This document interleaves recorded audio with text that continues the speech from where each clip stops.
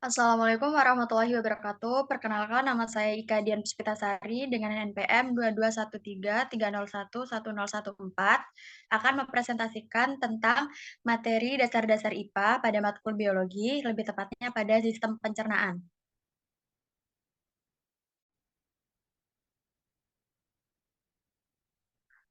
Baiklah, di sini saya akan menjelaskan tentang sistem pencernaan. Sistem pencernaan adalah sistem pencernaan yang dimiliki oleh manusia yang terdiri dari saluran pencernaan dan kelenjar pencernaan. Pada proses sistem pencernaan terjadi melalui dua cara. Yang pertama, pencernaan fisik atau mekanik atau bisa disebut dengan ingesti, yaitu pencernaan makanan secara mekanik. Dan yang kedua, pencernaan kimiawi atau digesti, yaitu pencernaan makanan dengan enzim.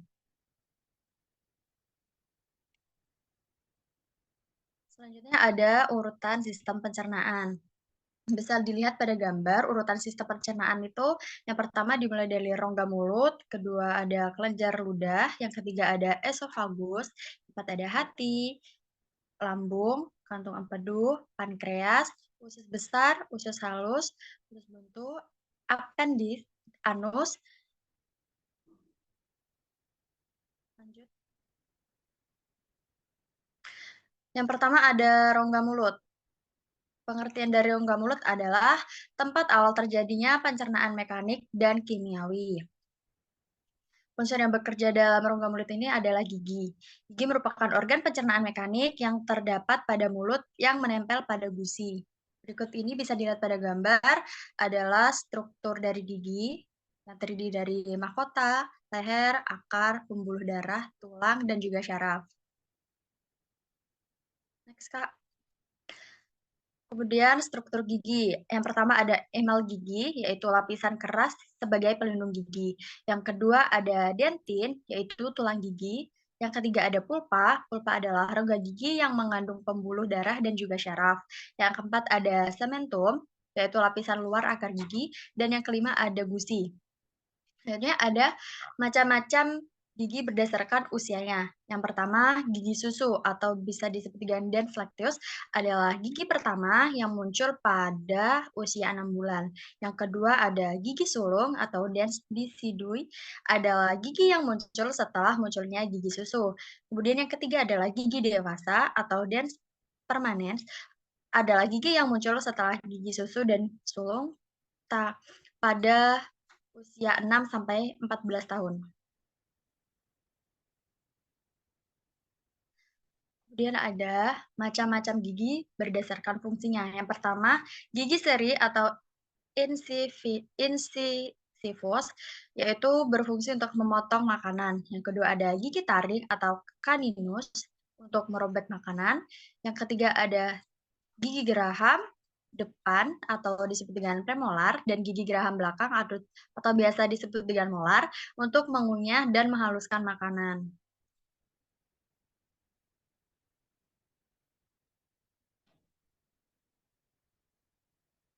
Setelah gigi, kemudian ada lidah.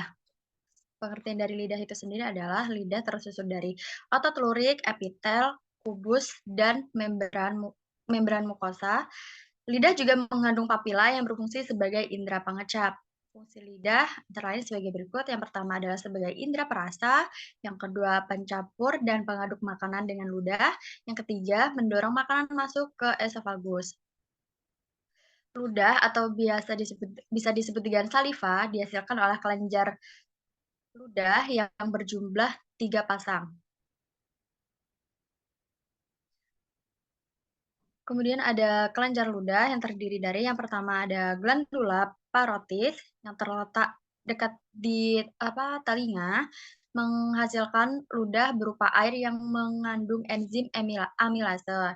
Yang kedua ada glandula sublingualis yang terletak di bawah lidah, menghasilkan ludah berupa air dan lendir. Yang ketiga ada glandula submandibularis yang terletak di rahang bawah, menghasilkan ludah berupa air dan juga lendir. Kemudian ada fungsi ludah. Fungsi ludah ini yang pertama bisa kita lihat itu Untuk mencerna makanan secara kimiawi, kemudian untuk membasahi makanan, yang ketiga mencegah mulut dari kekeringan, yang keempat membunuh mikroorganisme, dan yang kelima sebagai larutan penyangga.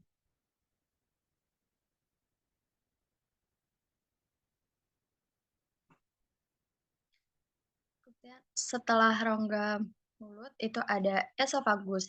Esofagus atau biasa disebut dengan faring atau rongga tekak adalah daerah dengan percabangan menuju rongga hidung, esofagus dan trakea. Faring dilengkapi epiglotis yang dapat membuka dan menutup. Dalam keadaan biasa, epiglotis akan selalu terbuka dan ketika makanan masuk, epiglotis menutup faring sehingga makanan masuk ke dalam esofagus.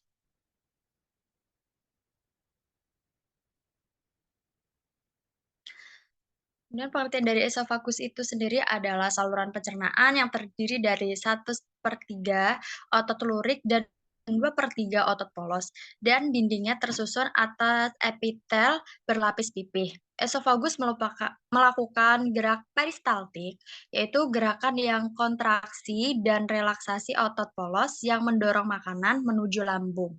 Gerak peristaltik menghasilkan makanan berbentuk gumpalan yang disebut bolus.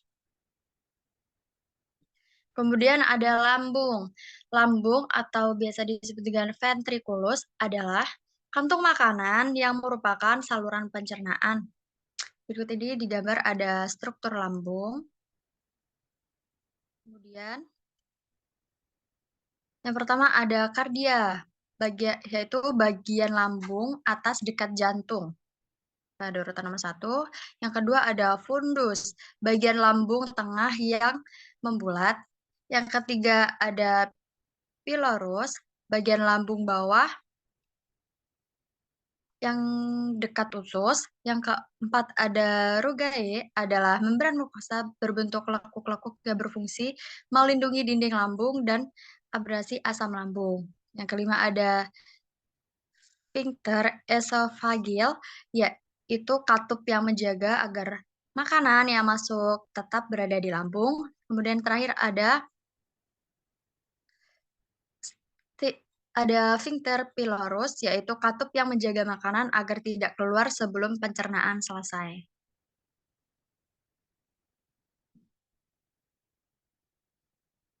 Selain itu, lambung melakukan gerakan peristaltik dan pencernaan enzimatik. Perpaduan gerakan peristaltik dan getah lambung menghasilkan makanan berbentuk bubur yang disebut dengan kim.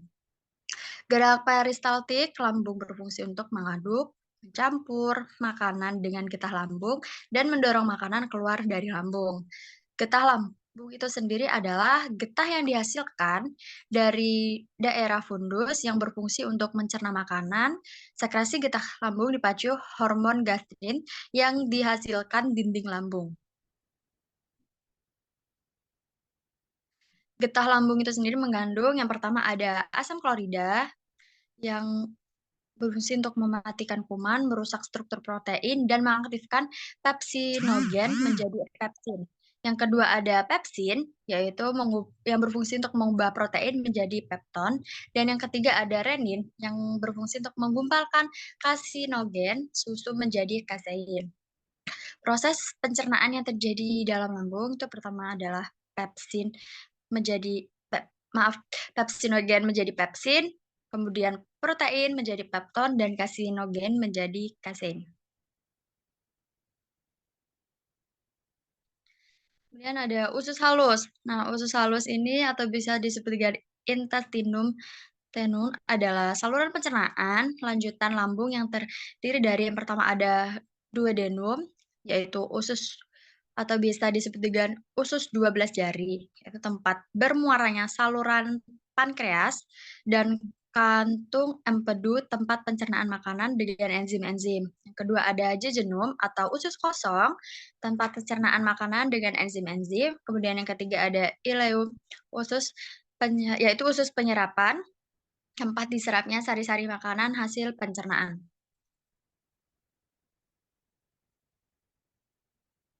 Yang tadi digambar adalah struktur dinding halus.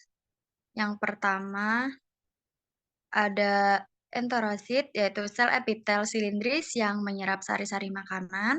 Yang kedua ada sel goblet atau parietal, yaitu sel yang berfungsi untuk menghasilkan getah.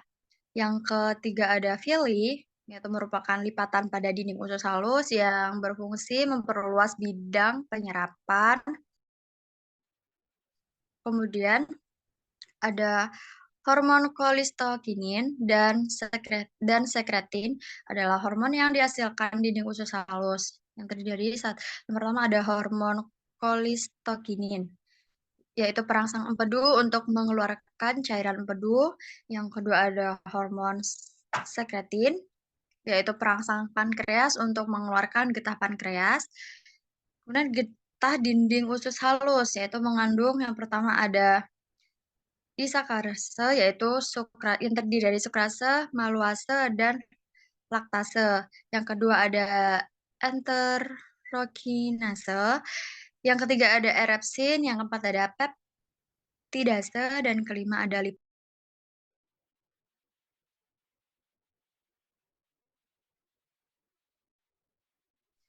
Dan proses pencernaan yang terjadi dalam usus halus. Yang pertama ada karbohidrat. Karbohidrat dari amilum diubah menjadi amilase dan kemudian pada hasilnya menjadi maltosa. Kemudian ada sukrosa yang berubah menjadi sukrase menuju glukosa dan menjadi fruktosa. Yang ketiga ada maltosa menjadi maltase, dari glukosa jadi ditambah glukosa. Kemudian laktosa menjadi laktase, dari glukosa ditambah dengan galaktosa. Kemudian pada lemak, itu lemak menjadi enzim lipase yang terdiri dari asam lemak dan gliserol. Dan pada protein, tripsinogen menjadi enterokinase menjadi tripsin, dan kimotripsinogen dan enterokinase menjadi kimotripsin.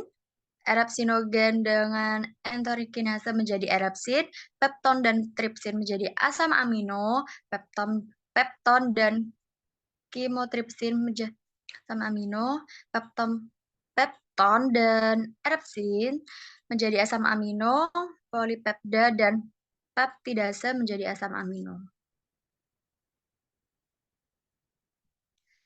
Kemudian setelah usus halus ada usus besar. Nah, usus besar atau kolon atau intestinum crassum adalah saluran pencernaan lanjutan usus halus.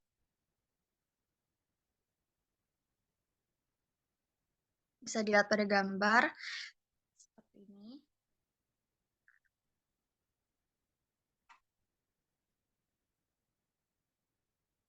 Kemudian usus halus ini adalah pertemuan antara usus halus dan usus besar yang menyempit, disebut dengan klip elisokum.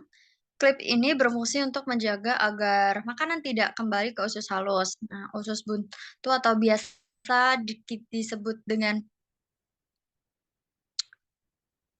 dan ada fungsi dari usus besar. Nah, usus besar ini yang pertama untuk membentuk massa leses, yaitu kotoran. Yang kedua untuk mengatur kadar air, garam mineral, dan zat berguna yang tersisa pada feses. Yang ketiga membusukkan makanan dengan simbiosis dengan bakteri Escherichia coli. Kemudian ada defekasi. Nah, defekasi adalah proses pengeluaran zat sisa pencernaan melalui anus. Anus itu sendiri adalah saluran pembuangan zat sisa pencernaan yang terdiri dari sphincter anus dengan otot polos di dalam dan otot lurik di luar. Kontraksi rektum dapat menyebabkan refleks gastrokolit yang dapat dilakukan secara sadar dan otot pencernaan akan berkontraksi sehingga feses terdorong keluar.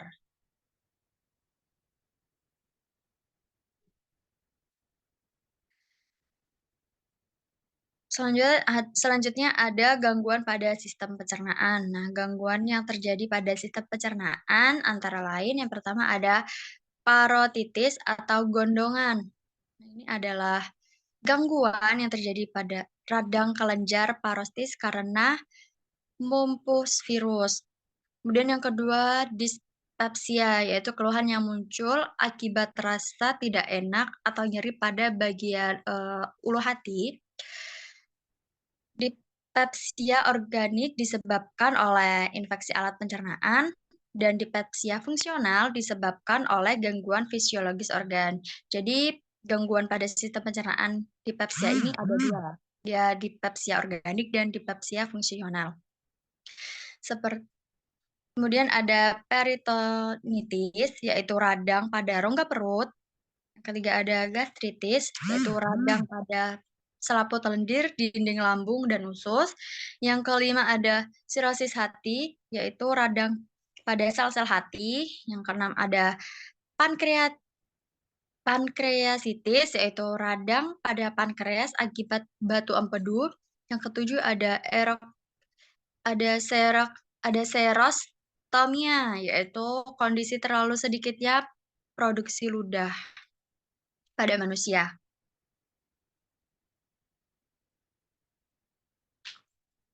Selanjutnya kedelapan ada disfagia, yaitu kesulitan dalam menelan sehingga makanan yang langsung dimuntahkan setelah ditelan selama waktu 15 sampai 20 menit setelah ada dalam saluran pencernaan.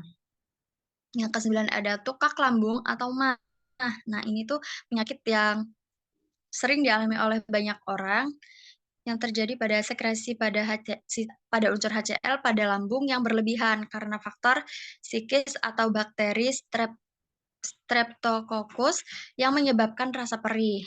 Kemudian yang kelima ada konstipasi atau sembelit. Ini adalah gangguan sistem pencernaan, yaitu sulit buang air besar karena feses terlalu keras. Nah, penyebabnya ini adalah kurang minum air dan makanan-makanan yang berserat. Kemudian ada diare, yaitu diare adalah encernya feses karena infeksi kolon oleh bakteri Vibrio cholerae atau Balcius sehingga dilindungi usus yang terinfeksi mensekresikan air dan elektrosit berlebihan, menyebabkan hilangnya cairan tubuh. Kemudian selanjutnya ada disentri, yaitu diare akut. Diare yang disertai darah atau nanah karena bakteri Escherichia discotiare atau protozoa Entamoeba histolitia.